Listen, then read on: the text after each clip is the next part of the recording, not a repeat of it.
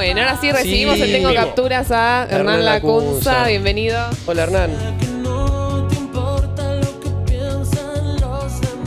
¿Cómo va? Gracias por venir, Hernán. Para hablar ahora sí un poquito de... Hoy es silla caliente, Sí, se llama así el programa. Es que pensaba, hoy cuando venía pensando en esta entrevista, decía, che, pero pará, Ficha Limpia también debe tener un impacto económico sobre ser o no un país confiable, un país previsible, un país justo. ¿Qué te pasa con eso? Sí, claro. Primero, buen día y gracias por la invitación, un placer. Sí, claro, la división que hacemos, vos lo sabés bien, Gonzalo, la división que hacemos entre economía y política es una abstracción para poder entender los temas. En realidad es una realidad única, toda integrada. Y si la confianza y la previsibilidad, no solo del tipo de cambio, sino también de las reglas del juego, son un activo económico, bueno, por supuesto que Ficha Limpia y cualquier norma de carácter institucional tiene un impacto. Entonces, yo te diría, mira, para ilustrar, poner un ejemplo de tu reflexión. Para la inversión es más importante la integración de la Corte Suprema que el RIGI. Claro. Porque poner una empresa minera que tiene que invertir a 30 años o petrolera, tiene que invertir a 30 años y hundir una cantidad de millones de dólares en billones medidas y que puede tener, este gobierno va a tener, eso madura en 30 años, va a tener 7, 8 gobiernos, no este. Entonces la Corte Suprema, la idoneidad, la integridad, va a tener conflictos, va a tener litigios con otros privados, con el Estado. Entonces eso es más importante que la prebenda impositiva o cambiaria que pueda tener por un régimen transitorio como el RIGI, ¿no? Totalmente. Justo también empezamos por la parte política. Sí. Recién hablábamos de qué oportunidad queda después de lo que sucedió ayer, después de lo que estamos viendo en las elecciones en la Ciudad de Buenos Aires, de hacer un acuerdo entre el PRO y la Libertad Avanza en provincia. ¿Vos cómo lo ves eso? En la ciudad, claro que no. Por supuesto que estos hechos como Ficha Limpia ayer, la votación dividida, el un voto, esa aparente, el aparente arreglo entre el oficialismo y los dos diputados, los dos senadores misioneros, no es inocuo. Y por supuesto que para hacer una alianza tenés que compartir valores antes que propuestas de política coyunturales. Claro. Entonces, si no compartís valores y si todo vale, y entonces Ficha Limpia, volviendo a la pregunta de Gonzalo, y bueno, si la clase política de un país se va a autoindultar todo el tiempo, entonces es amoral.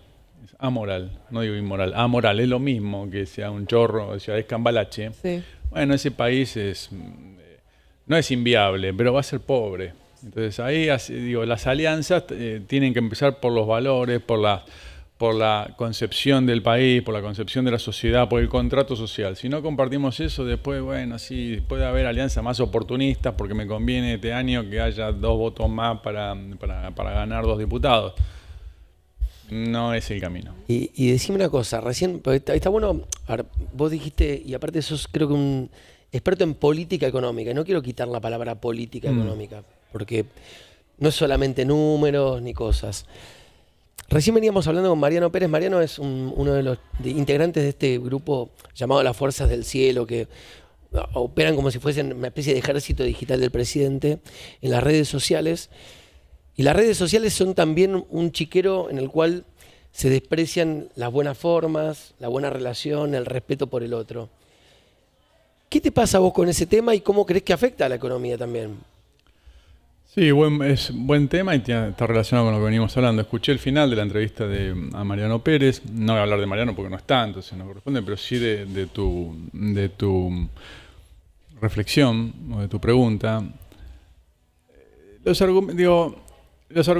debate anterior era más bien, bueno, hay violencia de este lado, pero la justificación es porque hay también del otro, de los periodistas. La violencia del Estado, Gonzalo, es inadmisible. Y no es igual, porque el Estado está ahí para poner orden con las reglas. primero que es asimétrica, porque un Estado frente a un ciudadano, imagínate la voz, la potencia de la voz de un presidente, de un ministro, no solo en las redes, sino en la palabra oficial.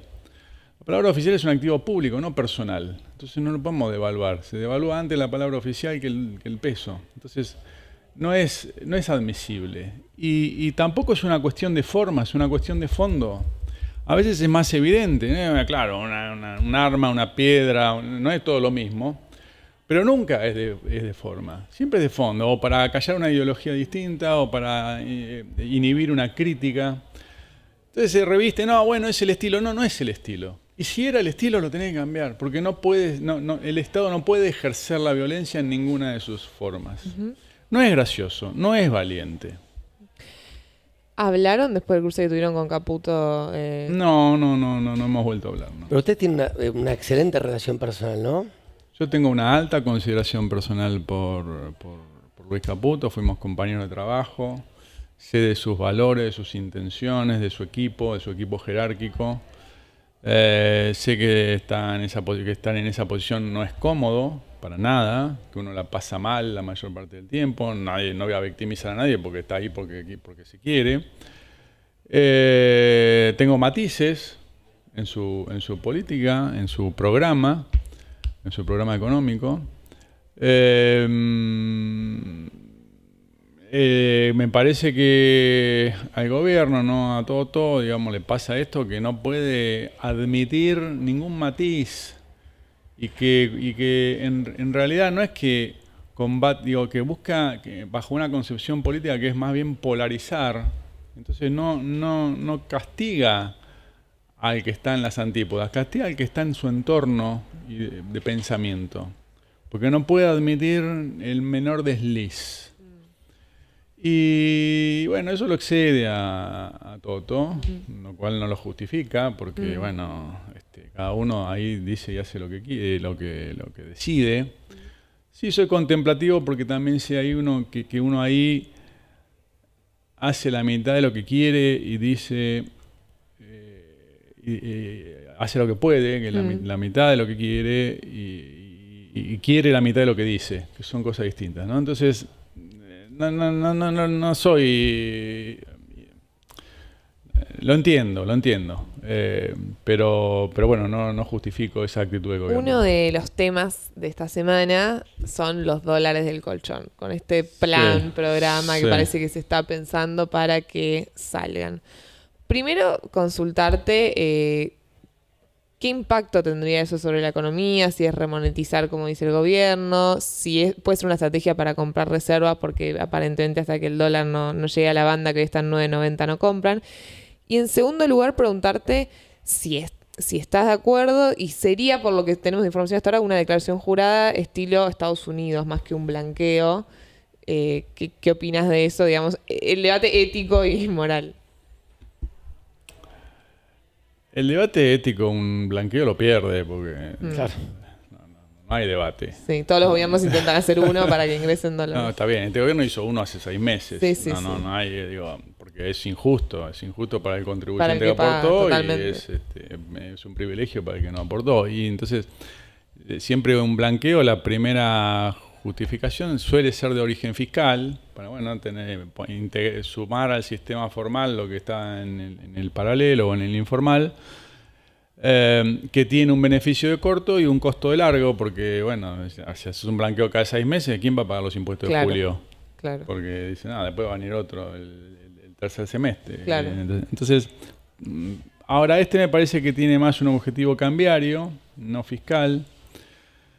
Con esto de la competencia de monedas, que competencia de monedas está bien, o sea, ahora le ponemos un título rutilante. ¿Sabes qué es ser competencia de monedas? Ser normal, lo que tiene Uruguay, Perú, Paraguay, Brasil, claro, donde vos, persona, familia o empresa, querés tener pesos, dólares, euros, criptos, lo que sea, y es tu derecho. Y eso es competencia. Ahora, para que haya competencia de monedas sostenible, tiene que valer la pena tener pesos, porque si no, fugaz del peso.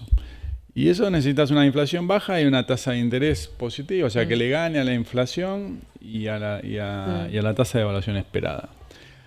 Y para que compitan es en igualdad de condiciones, no una de las monedas con privilegios. Entonces, si lo haces solo para dólares y no para pesos, bueno, entonces le estás dando un privilegio al ahorro informal en dólares. Claro. Al previo. Entonces, bueno, no. Y me parece más bien que tiene una motivación más financiera, que es ante la escasez de reservas y dado el éxito del blanqueo 1, que le dio depósitos por cerca de 20.000 millones de dólares, más y su correlato en crédito, que eso pasaron a reservas netas, porque el que toma un crédito en dólares tiene que venderlos y comprar los pesos. Claro.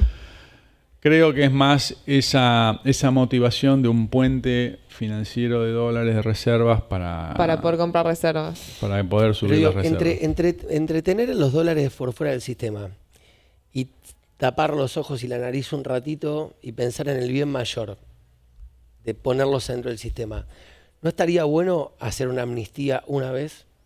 Porque los dólares están igual, digamos.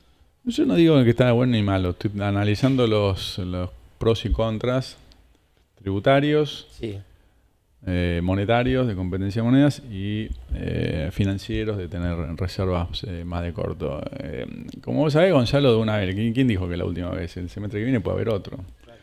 Y en realidad todos esos dólares, ¿por qué no entran? ¿Por qué no tienen la confianza? Porque, bueno, entonces, o porque no quieren pagar más bienes personales. Bueno, pero a partir de acá van a tener que pagar, ¿o no? No, quizás puede haber una amnistía también por ese colado. No, pero eso es bajar los impuestos, genial, pero eso no es el blanqueo este. A mí lo que me dicen Entonces, es bajemos bienes personales y van a venir más fácil, pero no es esto. Una fuente me dijo yo, no usen la palabra blanqueo, no es blanqueo, sino pensá más en un sistema como Estados Unidos, que entiendo que hay una declaración jurada, vos tenés que explicar de dónde vienen esos fondos, y con declaración jurada, digamos, simplemente lo que va a suceder es que luego Arca probablemente no te va a venir a golpear la puerta. Eso es lo que todavía no está la regla chica, la letra chica de... Yo cuando se pone demasiada energía en la semántica, que no es blanqueo, es no sé qué, o no es devaluación y es depreciación, bueno, algo tenés que tratar de distraer en realidad. Claro. Pero si hay una amnistía, blanqueo, como dijiste vos, que es, bueno, me da todo igual la semántica, pero es una condonación de impuestos. Hernán, cuando a lo largo de este programa pasan varios economistas y pasan personalidades muy importantes de la política, todo el mundo admite que Milei está haciendo lo que prometió en campaña, que cada cosa que prometió en campaña lo fue haciendo o que está encaminado. Una de las cosas que se habló mucho en campaña era la dolarización, la posibilidad de una Argentina dolarizada. ¿Crees que está en camino a eso? ¿Cuál es tu visión acerca de eso? Como todo presidente, cumple algunas cosas y otras no. Entonces no es la excepción. Entonces, vos me decís de lo que prometió en campaña de la motosierra, que tanto rédito le dio en la campaña. Fíjate que ganó con 3 palabras, ¿no? Motosierra, dolarización y anticasta. Motosierra la cumplió, que es todo lo fiscal, y fue valiente el gobierno en eso. Y era anticasta, no, porque no hay tal cosa como 5 puntos del producto en gasto político. Entonces fue valiente que ahí fueron planes sociales, jubilaciones, transferencias a gobernadores, tarifas, subsidios. Bueno, del otro lado del gasto público siempre hay gente. Entonces, pero motosierra, que no era obvio, y esa es, te diría, la viga maestra del plan, y eso es lo que permitió bajar la inflación y bajar la brecha, y bueno, y poder empezar a salir del cepo ahora como se empezó. Entonces, en el plan secuencial, el fiscal un muy bien 10, el monetario acompañó, se desactivaron muchas bombas que habían quedado, aprobado, el cambiario era una materia previa que tenía y ahora la empezó a rendir. Enhorabuena que la empezó a rendir. Yo no sé si era el año pasado, ya pasó el año pasado, o el año próximo, bueno, empezó ahora. Va a ser una materia con un examen con varias preguntas. Estamos contestando la primera, que bueno, ¿qué pasa en el mercado cambiario los primeros 20 días? Ahí estamos. Después, si quieres, hablamos del resto. Ahora, dolarización no la cumplió. Pues iba a dolarizar el día 1. Bueno, después se corregía y decía, bueno, no es algo que se pueda hacer rápido, se hará en una segunda instancia. Está bien, pero no fue la campaña. Entonces, enhorabuena. Mejor que no, porque es que no se podía cumplir si no estaban los dólares. Había un plan medio fantasioso de poner un fideicomiso, activos argentinos. Todo eso era fantasía. Era imposible hacerlo antes. Sí, a Dios gracias que no la cumplió, porque era imposible. Y me parece que no vamos hacia eso, y deseo que no vayamos hacia eso. Y de hecho el acuerdo con el fondo le dice: Argentina, hace un esquema monetario y cambiario terrícola, ¿sí? Que como tiene Perú y Uruguay, lo menciona explícitamente este año y el año pasado, que es competencia moneda, que es ser normal. Y tener tu propia moneda, que se puede tener. Perú tuvo hiperinflación a fines de los 90 y hoy emite deuda a 10 años en soles, en la moneda propia, al 3% anual. En la pandemia emitió. Claro. Entonces se puede. Dijiste, vamos 20 días más o menos del nuevo esquema cambiario. Sí. ¿Cómo lo ves en los próximos meses? Digo, de cara a las elecciones. ¿Crees que se puede acercar un dólar más a la banda superior? Como dije, creo que va a tener es un examen que empezó hace 20 días y que se va a extender probablemente todo el año. Que empezó con, no sé, el cepo no terminó, se flexibilizó bastante, y fue una medida más audaz de lo que yo hubiera previsto hace 30 días. Y hoy la economía argentina es mejor que hace 30 días. El esquema. Porque tenemos, un mercado más flexible, cambiario, muy importante. Y más libertades cambiarias. Y eso es un paso muy importante hacia ser normal. Claro. Y los activos argentinos, si esto termina consolidándose, dentro de 6 meses o 12 meses van a valer más. Claro. Primero los financieros, después los reales, las empresas, tu trabajo, el mío. O sea, es un camino hacia la normalización. Ahora, el primer paso es que estamos evaluando, 20 días. El rango de 1.000 a 1.400 es demasiado ancho para un periodo preelectoral, 40%, no puede ser ese barrilete. Claro. Entonces, el primer desafío es que aterrice en un sendero más angosto. Yo te diría, pero esto ya es subjetivo, nadie tiene la vara del justo precio ahí. Algo parecido a 1.200 me parece un valor posible, que es un 10% superior al anterior. Me parece posible sostenerlo ahí. El gobierno su objetivo explícito es que sea 1.000, lo dice con las palabras y lo dice con las acciones. Sí. Que lo diga lo entiendo, porque es un mensaje a este primer desafío, este primer mes del examen, a que no se desborde y que entonces los exportadores digan, va a valer 1.000, liquido ahora, los importadores, va a valer 1.000, compro después. El primer desafío del gobierno es hacerlo aterrizar en un sendero más angosto, en torno a, digamos entre 1.150 y 1.200 para poner un rango posible. Si lo lleva a 1.000...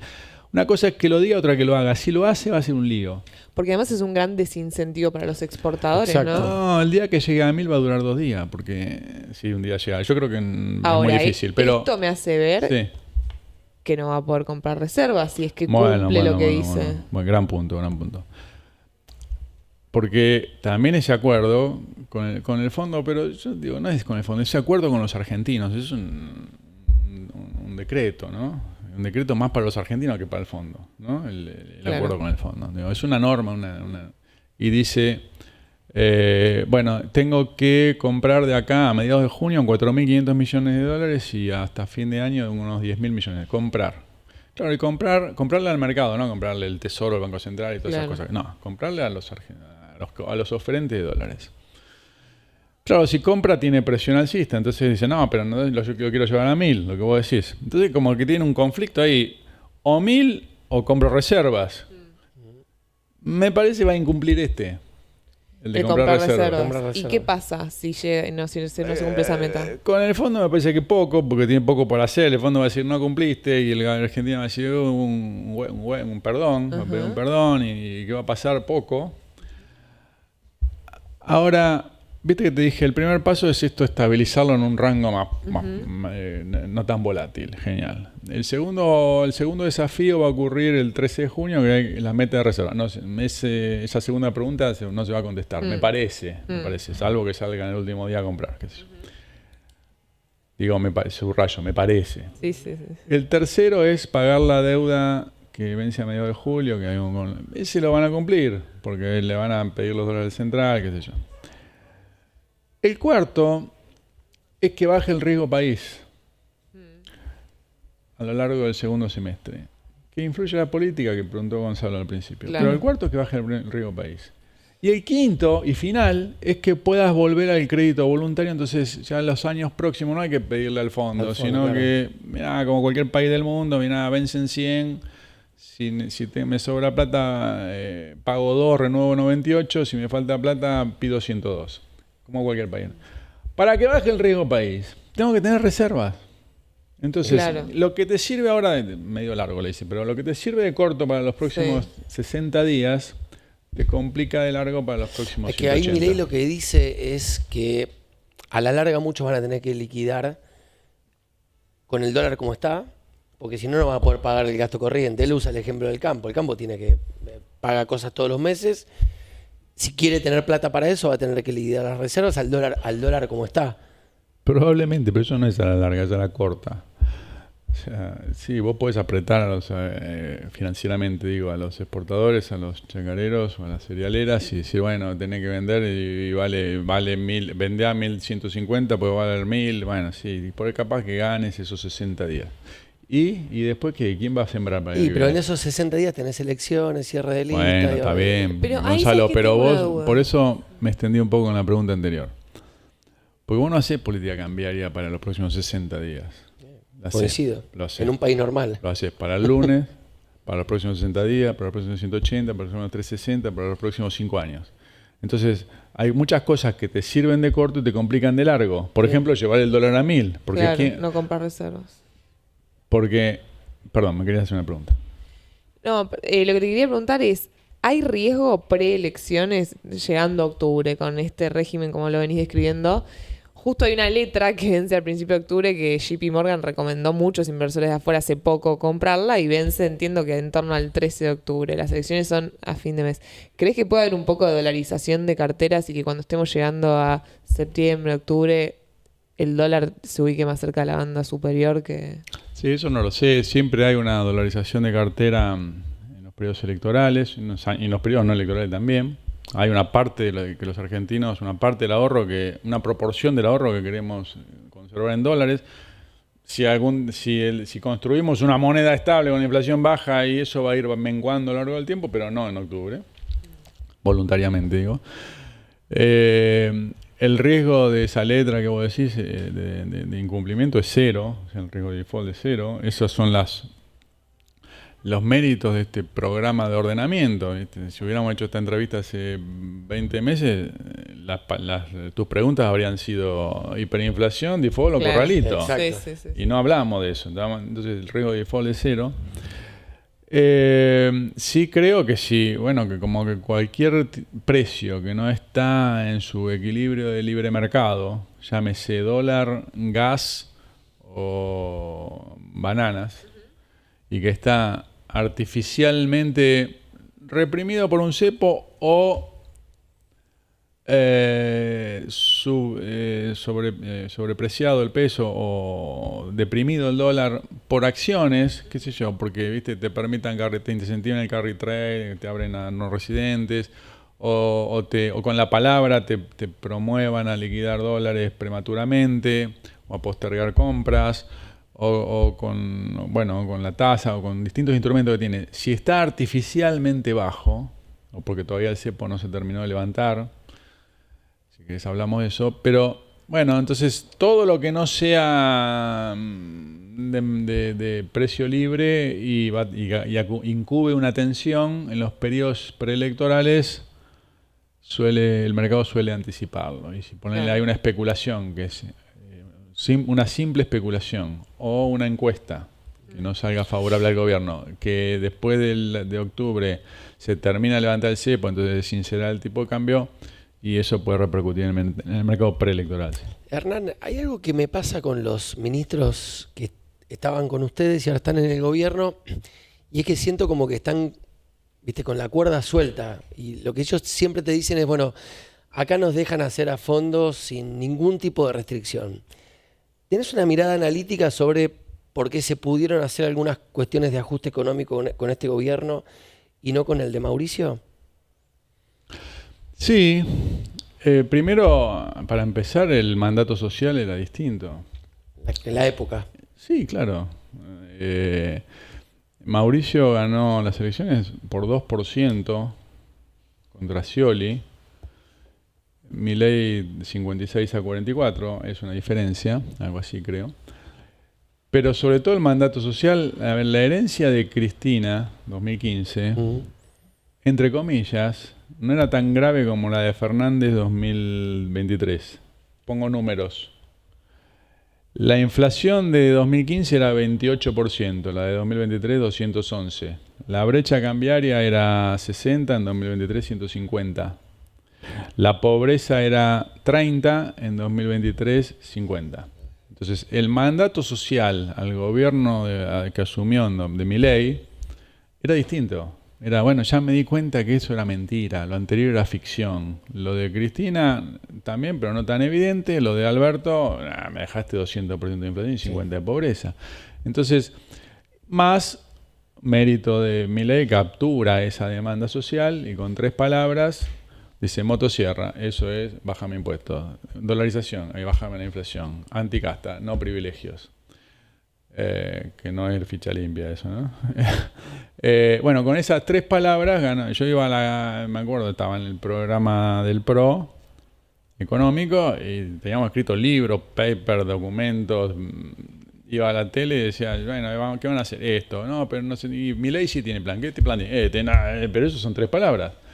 Pero capturó eso. Y bueno, y después no solo lo captó, sino que después lo ejecutó, digamos. El plan fiscal, te voy a decir una cosa, el nuestro era idéntico.